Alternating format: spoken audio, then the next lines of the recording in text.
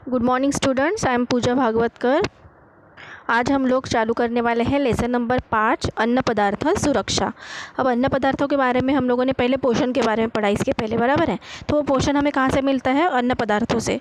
ये जो अन्न पदार्थ होते हैं ये सुरक्षित रहना ज़रूरी है। लोग कई बार देखते हैं ना, हमारे घर में जो धान्य रखा हुआ रहता है, अनाज रखा हुआ रहता है, वो बहुत बार ख़राब हो जाता है, उसमें कीड़े लग जाते हैं, फफूंदी लग जाते हैं, जो खाना रहता है हमारा वो ख़राब होने लगता है, उसमें से स्मेल आती है। तो ये जो हमारे अन्न पदार्थ हैं जिनसे हमें पोषण मिलने वाला है, जिनसे हमारी वृद्धि होने वाली है, जो हमारे लिए बहुत ज़्यादा ज़रूरी है जीने के लिए, ये कैसे सुरक्षित रखा जाए इससे हमें इस लेसन में पढ़ना है। तो थोड़ा याद करोगा, जो सबसे पहला दिया हुआ है लेसन के स्टार्टिंग में वो अभी आपके सिलेबस में नहीं है, ठीक है। तो मैं नीचे वाला पैराग्राफ पढ़ने वाली हूँ डायरेक्ट। कार्बोस पदार्थ, स्निग्ध पदार्थ, प्रथिन, जीवन सत्व, खनिज, रेशेदार पदार्थ, पानी, ये सभी घटक अपने शरीर के लिए और योग्य वृद्धि के लिए आवश्यक है। परंतु ये अन्न पदार्थ जिन पदार्थों से प्राप्त होते हैं, जैसे गेहूँ, ज्वार, दलहन, चावल, सब्जियां, फल खराब हो अथवा उनमें कीड़े पड़ गए तो क्या होगा, है ना। जिन पदार्थों से हमारी वृद्धि होने वाली है, हमारे लिए बहुत ज़्यादा ज़रूरी है, ऐसी चीज़ें अगर ख़राब हो गई, उनमें कीड़े पड़ गए तो क्या होगा? हमें भी पोषण नहीं मिलेगा, उल्टा हमें बीमारियां हो सकती हैं। तो ये चीज़ें हैं जिनसे हमारे ज़िंदा रहने के लिए बहुत ज़्यादा ज़रूरी हैं, उन्हें हमें किस तरीके से सुरक्षित रखना है ताकि हमें पोषण भी मिल सके, वो चीज़ें ख़राब भी ना हो, है ना। तो यही हमें अभी इस लेसन में पढ़ना है। अब सबसे पहले हमें देखना है कि अन्न की खराबी मतलब क्या होता है।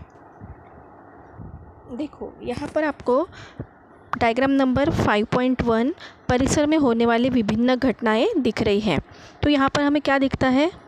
आप अगर डायग्राम में देखोगे तो सबसे पहली जो अ नाम की डायग्राम है उसमें आप देख रहे हो गेहूँ को क्या कर रहा है? चूहा खा रहा है। इसके वजह से भी क्या हो जाएंगे? गेहूँ ख़राब हो जाएंगे। जो उनके चूहों के मुंह से जो लार गिर रही है उसमें जो विषाणु वगैरह रहेंगे उनसे भी क्या हो जाएगा? गेहूँ ख़राब हो सकता है और हमारे शरीर में भी कोई बीमारियाँ हो सकती हैं। जो आ नंबर की डायग्राम दिख रही है उसमें क्या दिख रहा है कि सब खुले में बेच रहा है वो, जिसके ऊपर बहुत सारी मक्खियाँ या मच्छर वगैरह बैठ के हमारे अन्न पदार्थ को ख़राब कर सकते हैं और हमें भी बीमारियां दे सकते हैं। जो नीचे डायग्राम दिख रही है ई नंबर की, जिसमें हमें क्या दिख रहा है? फल वगैरह बेचते हुए दिख रहे हैं। इसमें भी क्या हो रहा है? आजू बाजू की जो गंदगी है उससे भी ख़राब हो सकता है, फ्रूट्स वगैरह जो भी चीज़ें हैं। उसके बाद जो ई डायग्राम दिख रही है उसमें भी हमें दिख रहा है कि धान्य क्या हो रहा है? पड़े पड़े ख़राब हो रहा है। तो ये सारी चीज़ों की वजह से क्या होगा? जो भी अन्न पदार्थ है वो क्या हो सकते हैं? ख़राब हो सकते हैं। तो ये कुछ ही उदाहरण दिए हैं, ऐसे बहुत सारे उदाहरण हैं जिनकी वजह से हमारा अनाज या फिर हमारा खाना, फल, फ्रूट, ये सब क्या हो सकते हैं? ख़राब हो सकते हैं।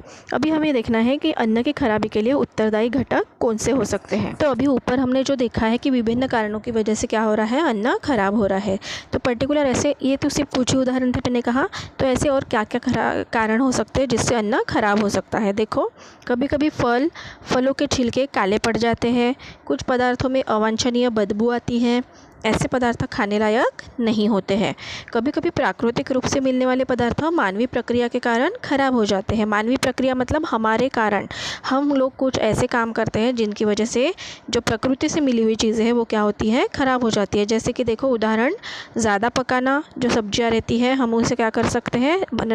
प्राकृतिक है, मतलब हमें नेचर से ऐसी मिली हुई, निसर्ग से, लेकिन हमने क्या किया है? उसको ज़्यादा पकाने की वजह से उसके अंदर के जो पोषक तत्व है वो क्या हो जाएंगे? कम हो जाएंगे।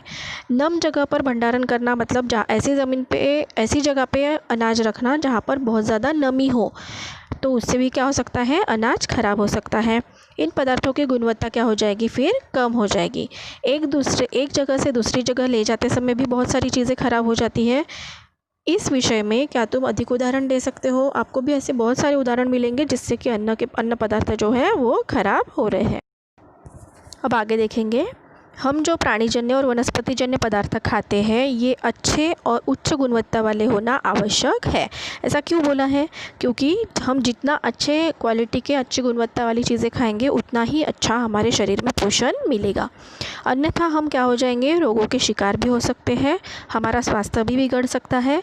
अन्न पदार्थों का रंग, गंध, स्पर्श, गुणवत्ता, दर्जा, स्वाद, इनमें बदलाव आना और उनके पोषक तत्वों का विनाश होना, इसे ही क्या कहते हैं, अन्न की खराबी कहते हैं। अन्न की खराबी की डेफिनेशन है, परिभाषा है, ये आपको कॉपी में उतारनी है। अन्न पदार्थों का रंग चेंज होना, उसका गंध मतलब स्मेल चेंज होना, उसका स्पर्श चेंज होना, गुणवत्ता कम हो जाना, उसका दर्जा कम होना, उसके टेस्ट में बदलाव आना, स्वाद में बदलाव आना, ये सब क्या हो सकता है, इनकी वजह से पोषक तत्वों का विनाश हो सकता है और इसे ही हम अन्न की खराबी कहते हैं। अब नीचे जो दिया है सोचो और चर्चा करो, ये आपके सिलेबस से अभी हटा दिया गया है। तो अभी हम डायरेक्ट देखेंगे नीचे, निरीक्षण करो। देखिए, निरीक्षण करो, चित्र में दिखाए गए कौन से फल खाने योग्य लगते हैं और क्यों। आपको कंपैरिजन करना है। डायग्राम नंबर 5.3 जो दिया है, बहुत सारे फल दिए हैं उसमें, उन फलों में से कौन सी फल है जो आप खाने लायक समझते हो और ऐसे कौन से फल है जो खाने के लायक नहीं हैं। फलों का रंग काला हो जाना, स्वाद बदलना, मांस में खट्टी गंध आना, मूंगफली के खराब बदबूदार स्वाद आना, इस प्रकार के बदलाव अन्न पदार्थों में आते हैं। ये सभी बदल आंतरिक घटकों के द्वारा ही होते हैं। आंतरिक घटक मतलब क्या होता है, जो फल वगैरह रहते हैं, देखो कभी कभी हमने ला के रख दिए, अच्छे रहते हैं, 1-2 दिन अगर अपने घर में ऐसे ही पड़े रह गए वो बाहर, तो अपने आप ही काले हो जाते हैं या फिर पिलपिले हो जाते हैं या फिर गंदी स्मेल आने लगती है उसमें या फिर टेस्ट बदल जाता है। तो ऐसे फल क्या होते हैं, उनके अंदर के अंदर ही जो घटक होते हैं उनमें ही जो बदलाव आते हैं, इसकी वजह से वो ख़राब होते हैं। हमने कुछ नहीं किया है, लेकिन वो पड़े पड़े ही अपने अंदर के घटकों द्वारा ही क्या हो गया है, ख़राब हो गया है। इसे बोलते हैं आंतरिक घटकों द्वारा ख़राब होना। खेत में अन्न पदार्थ तैयार होते समय कई बार उन्हें हानि पहुंचती है, जैसे अयोग्य प्रबंधन, अयोग्य भंडारण, अयोग्य यातायात। ये कारण से अन्न पदार्थ खराब हो जाते हैं।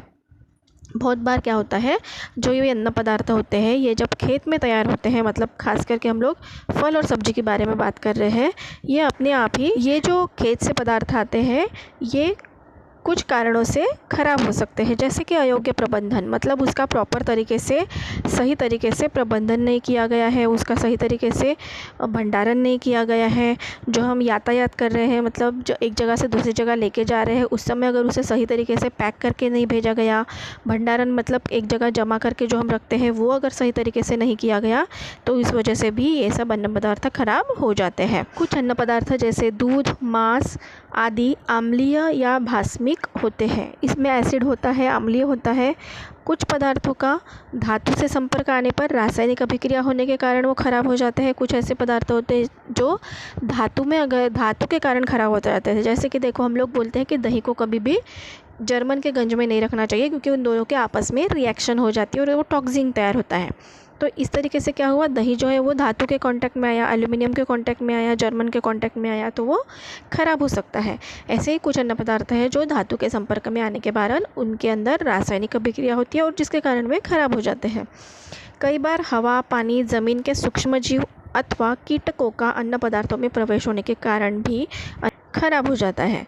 पानी जो होता है या फिर ज़मीन के ऊपर जो सूक्ष्मजीव होते हैं, हवा में जो सूक्ष्मजीव होते हैं, इनके कारण बहुत सारे कीटक होते या फिर अलग अलग कीटक होते हैं। इनके कारण भी फल या सब्जियां या कुछ अनाज जो है वो क्या हो सकता है, ख़राब हो सकता है।